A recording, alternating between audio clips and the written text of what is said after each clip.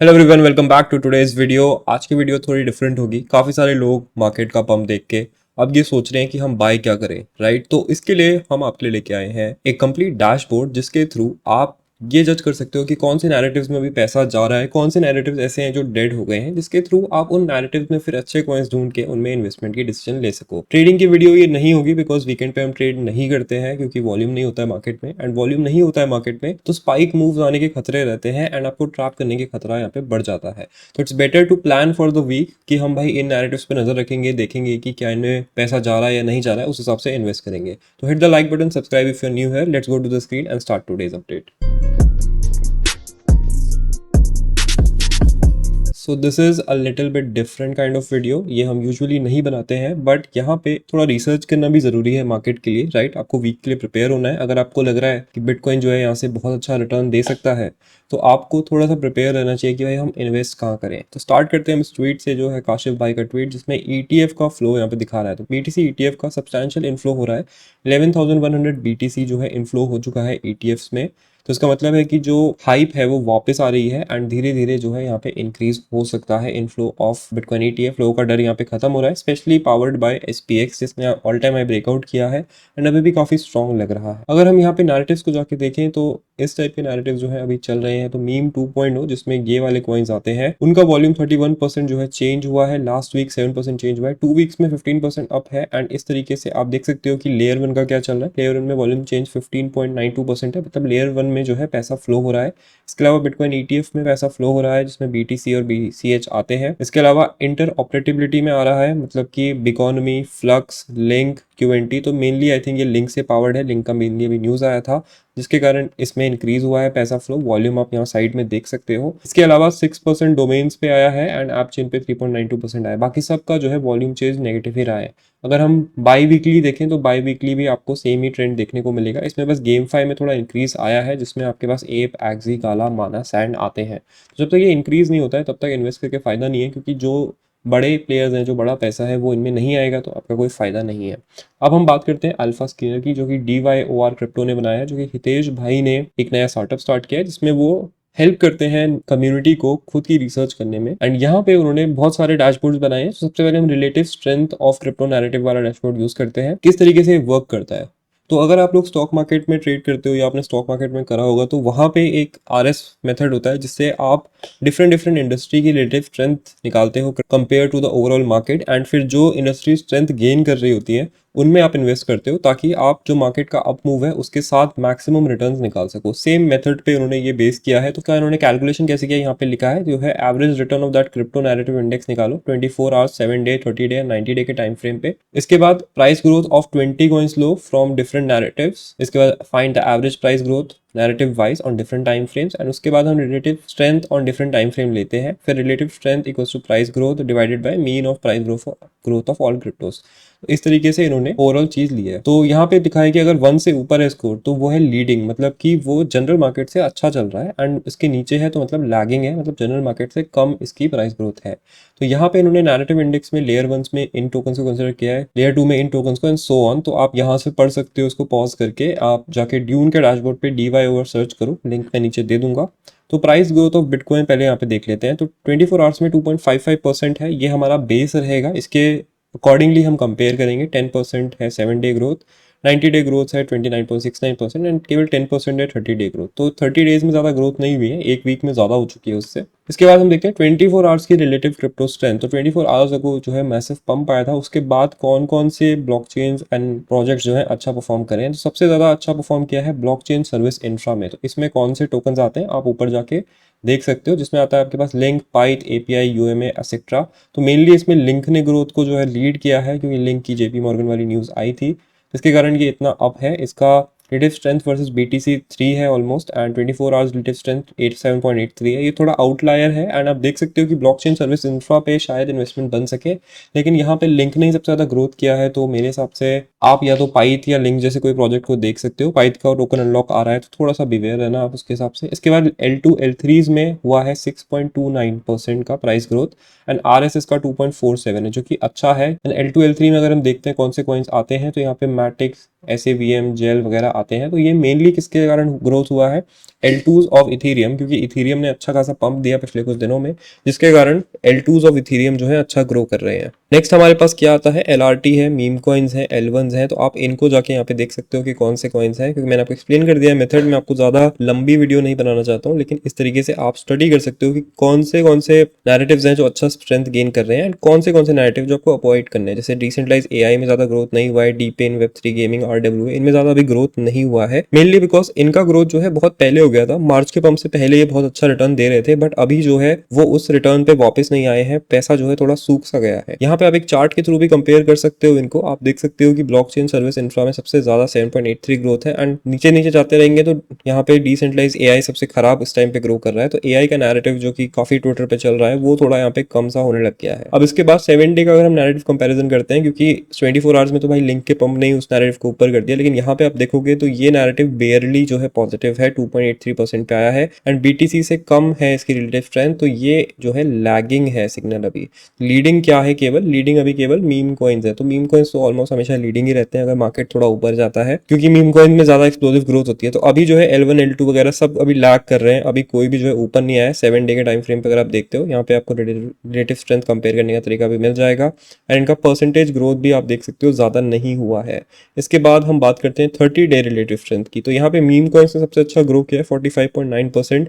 And जैसे कि मैंने आपको बताया कि मार्केट जो है इतना ज्यादा पंप नहीं कर रहा है इस बार। The reason is because meme coins जो है काफी ज्यादा अच्छे से पंप कर रहे हैं एंड मीम कॉइन्स जो है मार्केट से सारी लिक्विडिटी जो है लेके जा रहे हैं। तो जब यूजुअली मार्केट पंप करता है तो हमें चाहिए कि मार्केट में पैसा आए, राइट। तो वो पैसा सारा का सारा मीम कॉइन्स में जा रहा है, इन्फ्लुएंसर्स हर जगह मीम कॉइन शेल कर रहे हैं, इसके कारण जो जनरल पब्लिक है वो मेन मार्केट अच्छे कॉइन्स में पैसा कम लगा रही है, मीम कॉइन्स में एक लॉटरी टिकट ज्यादा ढूंढ रही है। इसके बाद हम चलते हैं रिलेटिव स्ट्रेंथ ऑफ 90 डेज, जो कि हमें एक ज्यादा लार्जर पिक्चर दे सकता है कि अभी जो मार्केट है वो बड़े टाइम स्केल पे किसको यहाँ पे इंपॉर्टेंस दे रहा है। तो RS में सबसे पहले मीम कॉइन आ ही रहा है, ठीक है, मीम कॉइन्स को आई इग्नोर, लेकिन decentralize AI is the next leading narrative 4.9 के साथ साथ है and it is a leading signal. Almost top के सारे अभी जो है लीडिंग हो गए हैं बिकॉज 90 डेज में उन्होंने बहुत अच्छा रिटर्न दिया था, अभी थोड़ा नीचे आ गए हैं। 90 डेज में आप देखोगे decentralize AI, RWA, DeFi, L2, L3, DePIN and L1 ये जो है आपके बेस्ट इस टाइम पे रहेंगे इन्वेस्ट करने के लिए। L1 थोड़े से लैगिंग है क्योंकि इथेरियम ज्यादा पंप नहीं किया था, लेकिन अब इथेरियम पंप कर रहा है तो I am believing it will change in a few weeks. But इसके ऊपर वालों में आपको सर्च करना स्टार्ट करना है क्योंकि यही जो है वापस बाउंस बैक करेंगे जल्दी से। Web3 गेमिंग इस बार थोड़ा ज्यादा लैग कर रहा है, I am a little bit disappointed. LRT और ब्लू चिप से आप दूर ही रहो। तो LRT में क्या है आपके पास, LRT में आपके पास है INF, स्वाइस, ETHFI, ये सब है, तो इनसे आप चाहे तो अवॉइड कर सकते हो इस पूरे एरिया को। इनमें से एक दो कॉइन अच्छा रिटर्न दे सकते हैं। आई एम एक्सपेक्टिंग ETHFI जो है इथेरियम के साथ अच्छा भागेगा, लेकिन ओवरऑल जो है ये नैरेटिव इतना अच्छे से वर्क नहीं कर रहा है इस बार। इसके अलावा ब्लू चिप, DeFi जो है वो भी ज़्यादा अच्छे से वर्क नहीं कर रहे हैं, तो इनको भी आप अवॉइड कर सकते हो। इसमें भी अच्छे टोकन है, ऐसा नहीं है कि मेकर, DY, DX, रून ये अच्छे टोकन्स हैं, लेकिन पूरा नैरेटिव साइड पे अगर आप बड़ा पैसा बनाना चाहते हो, लाइक इनसेन आउटसाइज रिटर्न निकालना चाहते हो, तो वहाँ पे वो शायद इतना अच्छा वर्क ना करें। आपको नॉर्मल रिटर्न वो फिर भी देते हैं according to this formula, right. इस फॉर्मूले के अकॉर्डिंग ये है, तो this is not a financial advice, आप जाके खुद से ऑब्जर्व करो एंड उस हिसाब से देखो। इसके बाद यहाँ पे इन्होंने और भी ज्यादा अच्छे से डिटेल में गए हैं, जिसके कारण इन्होंने relative strength from L1 narrative भी निकाला है। तो L1 नैरेटिव का जो रिलेटिव स्ट्रेंथ है यहाँ पे आप देख सकते हो, नियर सबसे ज्यादा स्ट्रॉन्ग है, 49% प्राइस ग्रोथ है 30 डेज में। सोलाना की केवल 31% है, तो सोलाना को भी बीट कर रहा है। उसके बाद फैंटम आता है आपके पास, से आता है, ICP आता है, एवैक्स आता है, उसके बाद ADA, BNB, एटम वगैरह आते हैं। तो एटम वगैरह यहाँ पे ज्यादा नहीं है, लेकिन टॉन कॉइन जो है धीरे धीरे राइज कर रहा है। तो मेरी यहाँ पे नजर है टॉन कॉइन जैसे ही एवैक्स को फ्लिप करता है वहां पे I start increasing my bag on it. But तो थोड़ा मुझे अच्छा प्राइस चाहिए, 6 के आसपास चाहिए तो ज्यादा अच्छा होगा। 6.7 पे हम पहली एंट्री कर चुके हैं। नियर हम काफी टाइम से बाय कर रहे हैं, तो नियर का अच्छा बैग हमारे पास ऑलरेडी है। सोलाना 173 पे चल रहा है, फैंटम है, से है, तो इस तरीके से आप थोड़ा जज कर सकते हो। यहाँ पे आपको 90 डे रिलेटिव स्ट्रेंथ भी मिल जाएगी, जिसमें टॉन कॉइन जो है टॉप पे चल रहा है। तो कुछ दिनों में जो है टॉन कॉइन थोड़ा स्लो डाउन हुआ है क्योंकि बहुत रैपिड उसने ग्रोथ किया था, बट अभी जो है वापस से टॉन कॉइन जैसे ही लीडिंग होने लग जाएगा, थोड़ा 2-3 अच्छे कॉइन्स को फ्लिप कर देगा, then I consider investing more in it. इसके बाद नियर यहाँ पे भी टॉप कर रहा है, तो near is the most favourite L1 coin right now. इसके अलावा L2 L3 में देखते हैं तो यहाँ पे 24 आवर्स को तो हम इग्नोर करेंगे, 30 डेज पे देखते हैं क्योंकि हम स्पॉट इन्वेस्टमेंट्स ढूंढ रहे हैं। तो DMT इज ऑन टॉप यहाँ पे, अगर आप देखोगे 90 डेज में तो भी DGen और DMT जो है टॉप पे है, MNT, ऑब्स, साइबर इस तरीके से है, but most of them are not that great right, इतने अच्छे कॉइन्स है नहीं। तो आपको इस हिसाब से देखना है, अगर आप इस नैरेटिव में इन्वेस्ट करना चाहते हो तो आपको इन कॉइन्स में सबसे पहले इन्वेस्टमेंट करनी है। इसके अलावा दोबारा से और नीचे जाते हैं, ब्लॉकचेन सर्विस इंफ्रा पे जाते हैं, तो इस टाइम पे अगर आप 30 डेज को देखते हो तो आपके पास UMA है जो लीड कर रहा है, ACX है, लिंक है। अगर आप यहाँ पे 90 डेज पे जाते हो तो हमारे पास QNX है, ACX है। अब यहाँ पे QNX ने बहुत ज्यादा प्राइस ग्रोथ किया है, तो इसका मतलब जरूरी नहीं है कि ये और भी ज्यादा ग्रो करेगा, लेकिन आपको वो चीजें ढूंढनी है जो धीरे धीरे इंक्रीज हो रही है। रोज रिफ्रेश करो थोड़ा, अगर आपको लग रहा है कि UMA बहुत जल्दी से यहाँ आ गया तो अच्छी चांस है कि वो यहाँ भी आ सकता है। इस तरीके से आपको इन्वेस्टमेंट डिसीजन लेनी है। इस तरीके से बाकी सारे नैरेटिव्स को भी आप स्टडी कर सकते हो। Let's go to the next dashboard. इसके बाद का डैशबोर्ड है VC प्रिंटर। तो VC printer is a dashboard that tracks VC fund exposure to different Web3 projects. मतलब VC का पैसा कहाँ पे जा रहा है, इन्होंने यहाँ पे इसका मेथड टू कैलकुलेशन लिखा है, जिसमें एवरेज इन्वेस्टर राउंड का जो FDV है टोटल रेज्ड अमाउंट से डिवाइड किया है इन्होंने एलोकेशन सप्लाई परसेंटेज से, जिससे वो निकाल सके एक अच्छा परसेंटेज की जितना VCs ने इन्वेस्ट किया है वो कितना परसेंटेज है एंड कितना वो वैल्यू ऐड यहाँ पे कर रहा है। इसके अलावा अनरियलाइज प्रॉफिट वगैरह को भी इन्होंने ऐड किया है। तो डायरेक्ट डैशबोर्ड पे चलते हैं, तो यहाँ पे आप देखोगे डीमो जैसे एक प्रोजेक्ट है, इसका VC डोमिनेंस बहुत लो है, मतलब ज्यादा VCओ ने इन्वेस्ट नहीं किया है, डंप प्रेशर भी लो है, सप्लाई इसका बताया है, ये सब उन्होंने बताया है, सप्लाई अनलॉक कितना हो गया है एंड लीडिंग इन्वेस्टर कौन है। तो यहाँ से आप ये भी देख सकते हो कि बहुत अच्छे प्रोजेक्ट्स पे कौन से इन्वेस्टर्स लीडिंग इन्वेस्टर यूजुअली रहते हैं। तो जैसे सुई है, इस पे A16Z है, तो हम A16Z का अलग प्रोजेक्ट भी देखते हैं, दैट इज OP राइट। तो OP सुई ने बहुत अच्छा परफॉर्म किया, तो मतलब A16Z is a good VC जिसको आप ट्रैक कर सकते हो एंड सो ऑन। तो कॉइन बेस में अगर आप देखोगे तो आर्कम था, वो भी अच्छा परफॉर्म किया था काफी। बाइनेंस के उसमें माविया था हमारे पास, एंड बाइनेंस के उसमें हमारे पास सेलेस्टिया था, तो उन्होंने भी अच्छा परफॉर्म किया। यहाँ पे वेस्टिंग शेड्यूल उन्होंने बताया है, तो यहाँ पे वेस्टिंग शेड्यूल क्या होता है, बेसिकली अगर VCs ने 100 के टोकन्स लिए हैं तो वो कितने टाइम में उनके पास आएंगे। तो मतलब पहले अगर हम डीमो का देखें तो 2 इयर्स का क्लिफ है, उसके बाद 7.69% लीनियर वेस्टिंग होती है, तो 2 साल तक उनको कुछ नहीं मिलेगा, फिर 7.69% की लीनियर वेस्टिंग मतलब मंथ ओवर मंथ इनका अनलॉक होगा, या फिर 3 मंथ्स जो भी उन्होंने डिसाइड किया होगा।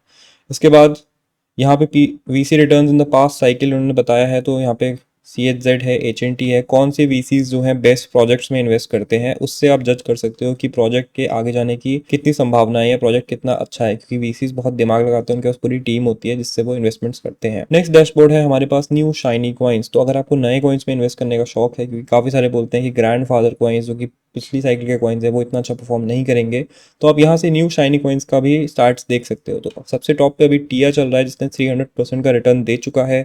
से नेक्स्ट नंबर पे 200% का रिटर्न है, एंड काफी सारे कॉइन्स हैं जो लॉन्च के बाद से काफी डंप भी हुए हैं, जैसे सागा हो गया, आपके पास पिक्सल हो गया, आर्बिट्रम हो गया, सुई हो गया। अब इसका मतलब ये नहीं कि खराब कॉइन्स है, इसका मतलब ये है कि इनका रिटेल के लिए ROI ज्यादा अच्छा नहीं था। आपको इसमें और भी चीजें कंसिडर करनी है कि क्या यहाँ पे VC अनलॉक सारा हो गया है। तो फॉर एग्जाम्पल हम यहाँ पे ले लेते हैं पिक्सल्स को राइट। तो पिक्सल्स का VC डोमिनेंस बहुत लो है, डंप प्रेशर अभी इसका हाई चल रहा है, सप्लाई इसकी 5 बिलियन है, 771 मिलियन का सर्कुलेटिंग सप्लाई है। तो जब तक हमारे पास डंप प्रेशर हाई है तब तक हम इसको अवॉइड करते हैं ज्यादा इस पे बाय करना। अगर यहाँ पे जैसे ये लो हो जाता है, VC प्रेशर इज लो, तब हम वहां पे बाय करने की सोचते हैं। जैसे कि एप्टॉस है, दोनों चीजें लो है, इसका मतलब है कि अगर ये ब्रेकआउट देता है तो उस ब्रेकआउट पे ज्यादा सेलिंग नहीं होगी, तो वहां से आप जो है TA से इसको कनेक्ट कर सकते हो। एनिमोका का 1 ईयर का क्लिफ है, उसका 36 मंथ का लीनियर वेस्टिंग है। इन्वेस्टर्स सप्लाई परसेंट, एनिमोका के पास 14% ऑफ द टोटल सप्लाई है, 7.2 मिलियन उन्होंने रेस किया है। तो रेस कितना किया है वो भी इंपॉर्टेंट रहता है, क्योंकि रेस ज्यादा किया होता है तो यूजुअली वो नहीं चाहते हैं कि हमारा जो कॉइन है वो नीचे जाए राइट। इसके अलावा हमारे पास ETH5 है जिसने अच्छा रिटर्न यहाँ पे दिया है, करंट प्राइस इतना है और फर्स्ट डे को ये इतने में क्लोज हुआ था। तो फर्स्ट डे की क्लोजिंग से अगर ज्यादा नीचे है कॉइन एंड उसमें VC इन्वेस्टमेंट अच्छी खासी है, तो VCs चाहेंगे कि वो अपना ROI पूरा निकाले एंड उसको पुश करवाएंगे अपने और प्रोजेक्ट्स के थ्रू, अपने और टीम के थ्रू। इसके अलावा एक और चीज है जो कि प्राइस के सेल प्रेशर को बढ़ाती है, वो है कि कितना एलोकेशन एयर ड्रॉप पे था, क्योंकि अगर एयर ड्रॉप सबको मिला है तो उसमें सेल प्रेशर भी ज्यादा होगा, जैसे आपने नॉट कॉइन के साथ देखा, एंड कितना future supply to community incentives है। तो हम यहाँ पे भी जो है पिक्सल का एग्जांपल ले लेते हैं, जिसमें 39% जो है टोटल कम्युनिटी का एलोकेट किया गया, जिसमें से 5% जो एयर ड्रॉप पे था एंड 34% जो है कम्युनिटी इंसेंटिव्स पे है। तो कम्युनिटी के इंसेंटिव्स पे पिक्सल काफी खर्च कर रहा है, दैट्स व्हाई उसका सेल प्रेशर ज्यादा है। तो अगर हम यहाँ पे एयर ड्रॉप सप्लाई भी कम देखें एंड हम देखें कि इसके कम्युनिटी इंसेंटिव्स के लिए भी कम है, 5% यहाँ है, 6% यहाँ है, तो 11% इन्होंने एलोकेट किया है कम्युनिटी के लिए, एंड एंड उसमें फिर हम VC का चार्ट कंपेयर करें if ETH is available, I think ये अवेलेबल नहीं है, बट उससे हम जो है जज कर सकते हैं कि इसका जो सेल प्रेशर है कितना रहेगा, कहाँ से इसका सेल प्रेशर आ रहा है। अगर VC से आ रहा है तो थोड़ी बुरी बात है, रिटेल से आ रहा है तो थोड़ी सही बात है, क्योंकि मतलब रिटेल इसको ट्रेड कर रहा है, राइट। इस तरीके से आप जो है इसको थोड़ा जज कर सकते हो। इसके बाद है आपके पास लीडिंग डेक्स एनालिसिस, कौन से डेक्स बेस्ट अभी वर्क कर रहे हैं, जिससे आप जो है अगर ट्रेड करते हो डेक्स पे तो आपके लिए यूजफुल है, जिससे आप वॉल्यूम निकाल सकते हो। कौन से डेक्स पे आपको बेस्ट प्राइस मिल जाएगा, स्लिपेज कम मिलेगी, उस सब के लिए ये है। तो इसका हमारे लिए इतना ज्यादा यूज केस नहीं है। And that was a quick intro to Dune dashboard, जिससे आप जो है इन्वेस्टमेंट कहाँ करना है, स्पॉट इन्वेस्टमेंट कहाँ करना है, या फिर इवन आपको फ्यूचर्स पोजीशन बड़ी बिल्ड करनी है जो काफी टाइम तक होल्ड करोगे, उसका थोड़ा आइडिया मिलेगा। आप ये ट्रैक कर सकते हो कि अनलॉक्स कहाँ आ रहे हैं, कितने अनलॉक्स बचे हैं, सब कुछ मिला के एक ही जगह पे DYOR ने बना के दिया है। तो आपको चेकआउट करना है, मैं नीचे लिंक छोड़ दूंगा। This is not a sponsored video, this is something जो शायद काफी लोगों को नहीं पता होगी, काफी लोग इसको इग्नोर करते हैं, लेकिन हमारी इन्वेस्टिंग डिसीजंस में, हमारे TAs में हम इसका इस्तेमाल करते हैं, जिससे थोड़ा बहुत हमें बेटर एक्यूरेसी मिलती है ऑल्ट कॉइन्स को ट्रेड करने में। बाकी thank you for watching and I will see you in the next video. गोरी पैग खींचे नीट लफ्ज मेरे हथियार, पहली चोट नो के सीन जैसे गिल्टीन, रगो में बहरा निकटीन, नशीला पदार्थ आज कश तुझको दूं, पहला पफ मैं ले लूं, चाहता मुझको खून बचले बेटा।